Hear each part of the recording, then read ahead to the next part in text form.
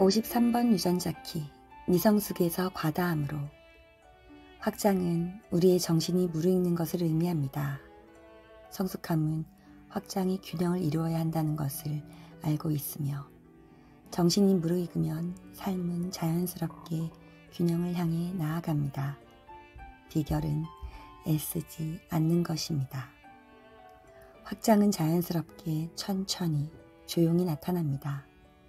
그것은 흥분보다는 차분함을, 복잡함보다는 단순함을, 야망보다는 관점을 가져다 줍니다. 이 모든 것이 느려지는 것을 통해 이루어집니다. 우리는 우리의 사각지대가 어디에 있는지, 어디에서 희생자 놀이를 하고 있는지를 스스로 물어보는 것이 중요합니다. 53번 유전자 키 선물, 확장.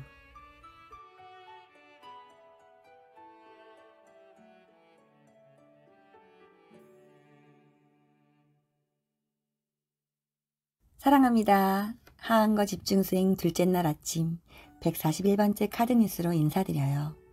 저는 로즈입니다. 오늘은 53번 유전자 키 5번 라인의 날입니다.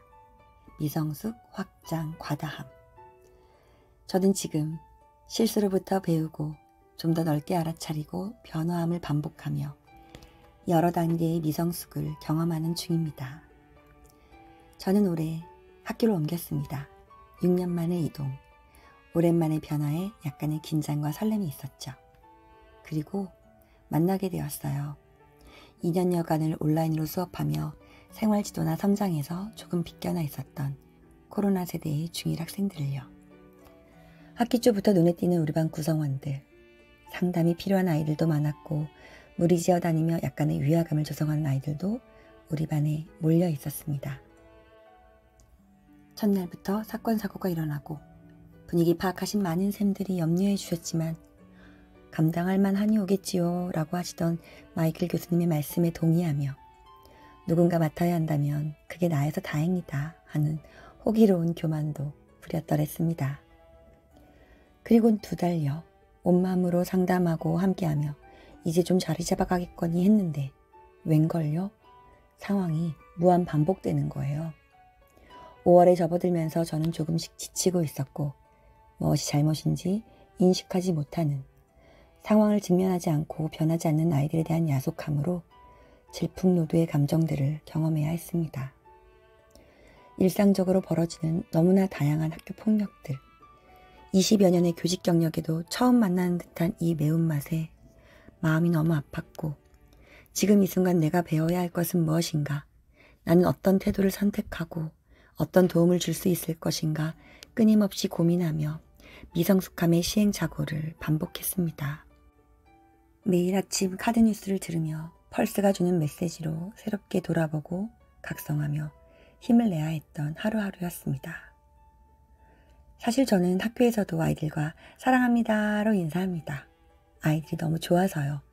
그런데 어느 순간 학교 가는 게 피로하게 느껴지고 어떤 아이들에 대해서는 믿음과 사랑이 흐려지려고 하더라고요.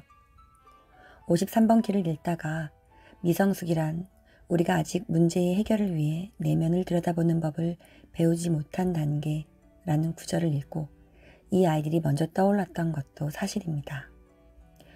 그런데 그렇게 우리들의 미성숙한 시간들이 쌓이며 집중해야 할 것을 찾아 잘 정리해야 하는 52번 주간과 도발의 펄스 39번 주간을 만나자 일은 점점 커지기 시작했습니다.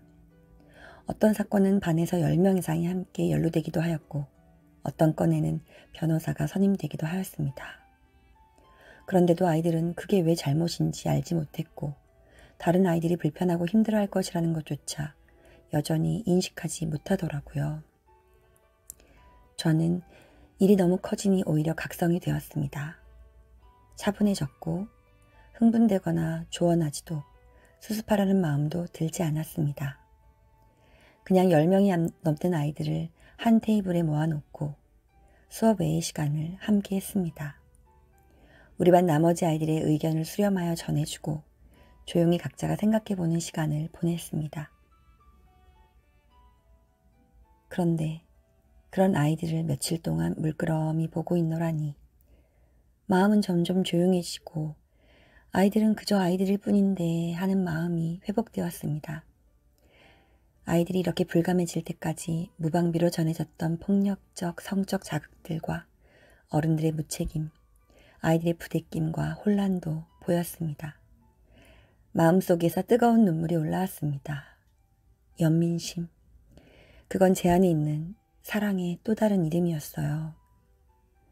마음이 전해졌을까요? 시간이 지나자 아이들은 자신을 보고 다른 사람들의 마음도 보기 시작했습니다.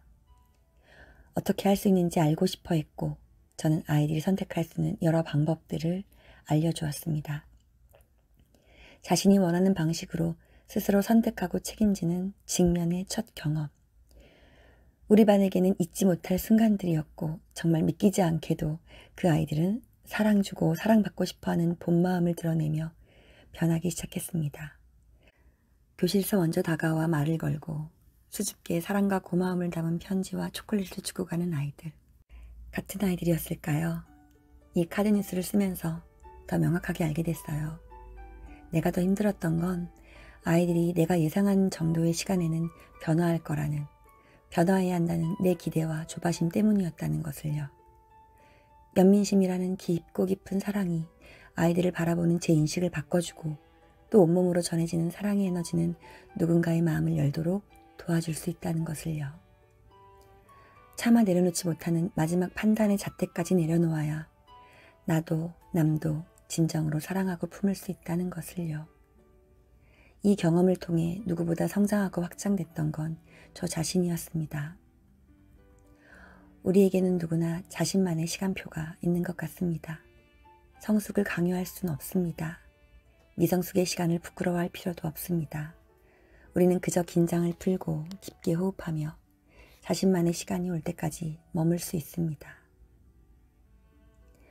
아이들과 저는 지금 확장 중입니다. 미성숙을 잘 돌보겠습니다. 로즈의 골든패스 시즌2 응원해 주실 거지요? 여러분의 우리 모두의 미성숙을, 그것을 사랑으로 돌보는 과정을 응원합니다. 사랑합니다.